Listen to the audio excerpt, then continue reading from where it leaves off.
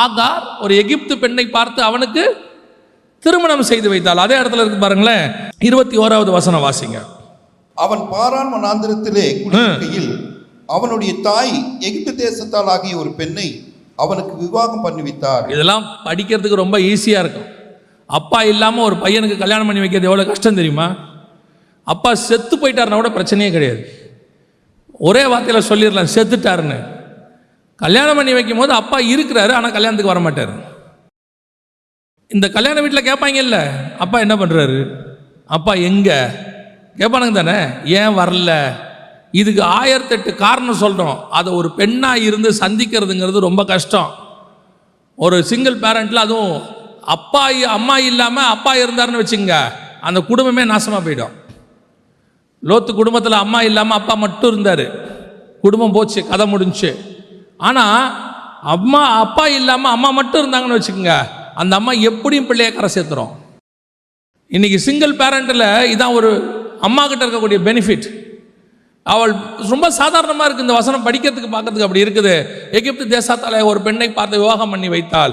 அன்னைக்கு கேட்பான்ல, 4000 வருஷத்துக்கு முன்னாடி யார் இந்த பையனுக்கு அப்பான்னு சொல்லும் போது ஆபிரகாம்னு சொன்னானோ, கல்யாணத்துக்கு வர மாட்டார். ஏன் வர மாட்டார்? எங்களை விரட்டி விட்டாங்க, நாங்கள் இல்லை. அந்த இஸ்மவேலுடைய மனநிலை இவ்வளத்தையும் தாண்டி வசனம் சொல்லுது, அவன் தன் தகப்பனுக்கு வந்து என்ன கடைசியாக என்ன செஞ்சான்? அடக்கம் பண்ண வந்து நின்றான். இன்னைக்கு இந்த குணாதிசயம் நமக்கிட்ட வரணும். விரட்டி விட்ட அப்பாவை அடக்கம் பண்ணுவதற்கு இஸ்மவேல் வந்தான் என்று சொல்லி நம்ம பார்க்கிறோம்.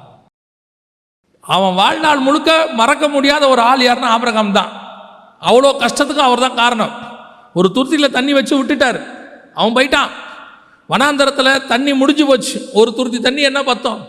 ஆனால் ஆபிரகாமுக்கு நம்பிக்கை இருக்குது. ஏன்னா ஆபிரகாமுடைய நம்பிக்கை துருத்தியின் தண்ணீர் மேல் இல்லை, ஆபிரகாமுடைய நம்பிக்கை கர்த்தருடைய வார்த்தையின் பேரில். அவர் சொல்லியிருக்கிறார், நான் உன் பையனை பார்த்துக்கிறேன், அவனும் உன் வித்தாய் இருக்கிறான், அவனையும் ஒரு பெரிய ஜாதியாக்குவேன்னு. அந்த நம்பிக்கையில் ஆபிரகாம் அனுப்பிட்டார். ஆனால் வந்தது தண்ணி இல்லை, முடிஞ்சு போச்சு, எல்லாம் முடிஞ்சிருச்சு. இப்போ அந்த தண்ணி இல்லாமல் அவன் கஷ்டப்படும் போதெல்லாம் என்ன தோணும் தெரியுமா? அவனுடைய இருதயத்தில் அவன் தகப்பனை குறித்ததான ஒரு வெறுப்பு, ஒரு கஷ்டம். எங்கள் அம்மா இவ்வளோ கஷ்டப்படுறதுக்கு எங்கள் அப்பா தான் காரணம், அவன் சொல்லிக்கிட்டே இருப்பான். ஆனால் அந்த இஸ்மவேல் தன் தகப்பனுடைய அடக்காராதனையில் வந்து நின்றான் என்று பார்க்கிறோம். இதை நீதிமான்கள் கற்றுக்கொள்ள வேண்டும்.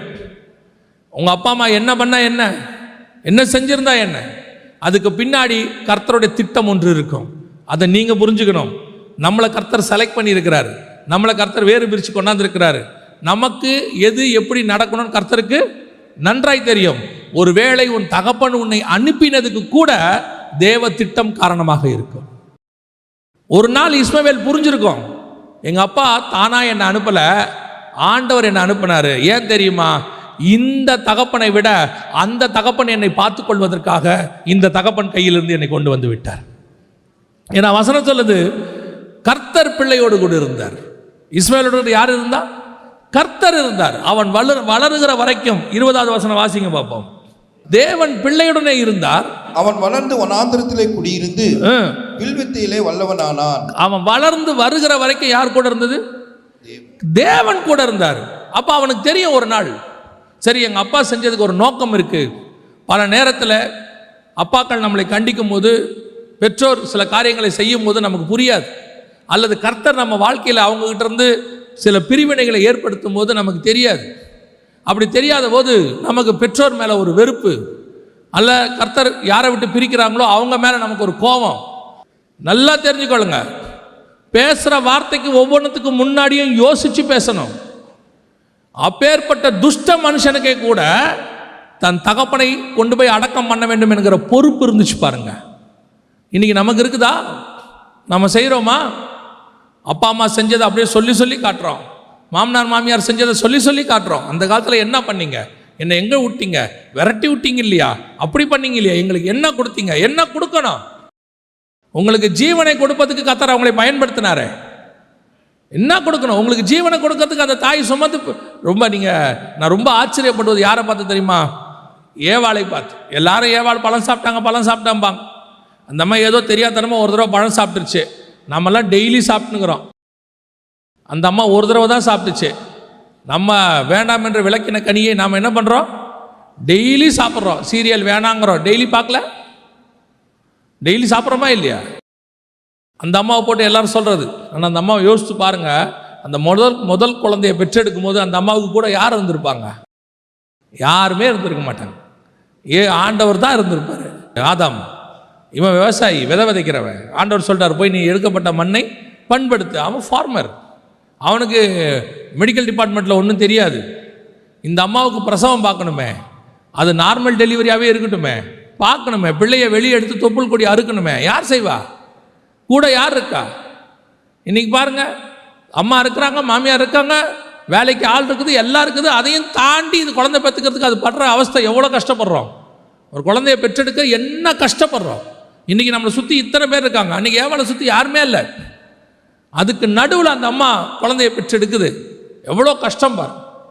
ஆனால் நம்ம ஏவாளை போட்டு பயங்கரமாக திட்டுறோம். அதான் நான் சொல்கிறேன், நம்ம தாய் நம்மளை பெற்றெடுத்து ஒரு ஜீவனை கொடுத்து கொண்டாந்து வச்சுருக்கிறாங்க, அதுவே பெரிய விஷயம். உயிர் போய் உயிர் வந்திருக்கோம் குழந்தை பிறக்கிறதுக்கு முன்னாடி.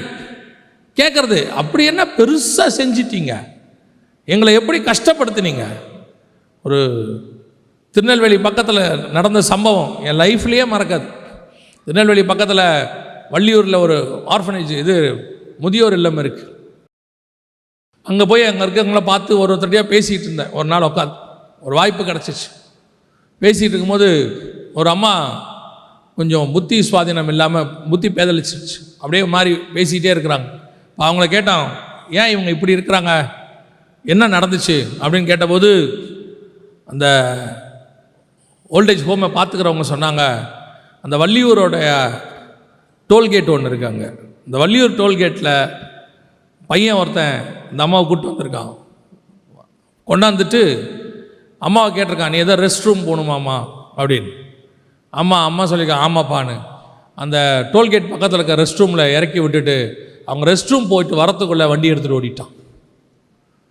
தனியாக விட்டுட்டு ஓடி போயிட்டான். அதை பார்த்து பையன் விட்டுட்டு போயிட்டாங்கிற செகண்டில் அந்த அம்மாவுடைய புத்தி பேதலிச்சு போச்சு. அந்த அம்மா ஒரே ஒரு வார்த்தையை தான் திரும்பி திரும்பி சொல்லிக்கிட்டே இருக்குது, விட்டுட்டு போயிட்டான், விட்டுட்டு போயிட்டான், விட்டுட்டு போயிட்டான். எப்படி உன் வாழ்க்கையில் நீ ஆசீர்வாதமாக இருக்க முடியும்? தாயை கொண்டு போய் எங்கேயோ ஒரு இடத்துல விட்டுட்டு, தகப்பனை கொண்டு போய் விட்டுட்டு எப்படி இருக்க முடியும்? அப்பேற்பட்ட துஷ்ட மனுஷனுக்கு இருக்கிற நல்ல குணம் கூட இன்னைக்கு யாருக்கிட்ட இல்லை. ரட்சிக்கப்பட்டிருக்கிறோம், அபிஷேகம் பெற்றிருக்கிறோம், ஊழியத்தில் இருக்கிறோம். நாங்கள் சபையில் இந்த வேலை செய்கிறோம், அந்த வேலை செய்கிறோம். முதல்ல போய் எங்கே இருக்கிறாங்கன்னு பார்த்து அவங்களுக்கு ஒரு ஃபோன் பேசுங்க, அவங்ககிட்ட போய் பாருங்க. ஆண்டவர் முதல்ல அதைத்தான் பார்ப்பாரு. இருக்கிறதுல பேசிக்கான நியாய பிரமாணத்தோட ரொம்ப முக்கியமானது, உன் தாய் தகப்பனை கனம் பண்ணுவாயா? அதை விசாரிக்க முடியல, அதுக்கு சாப்பாடு போட வழி இல்லை. ஒரு துஷ்ட மனுஷன், விரட்டி விடப்பட்ட ஒரு மனுஷன், வாழ்நாளெல்லாம் கஷ்டத்துக்கு காரணமாக இருந்த ஒரு தகப்பன், அவன் பார்வையில் சொல்கிறேன், அவன் புரிஞ்சு கொள்கிறான், என் தகப்பன் செஞ்சதுக்கு பின்னாடி ஒரு நீதி இருக்கும்.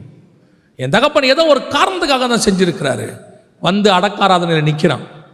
அப்பா அம்மாவுடைய அடக்காராதனைக்கு வர முடியல. கேட்டால் சொல்கிறான், எங்கள் அப்பா பண்ணதுக்கு அவர் மூஞ்சிலேயே நான் முழிக்க மாட்டேன், எங்கள் அம்மா செஞ்சதுக்கு அவங்க முகத்திலே நான் முழிக்க மாட்டேன்.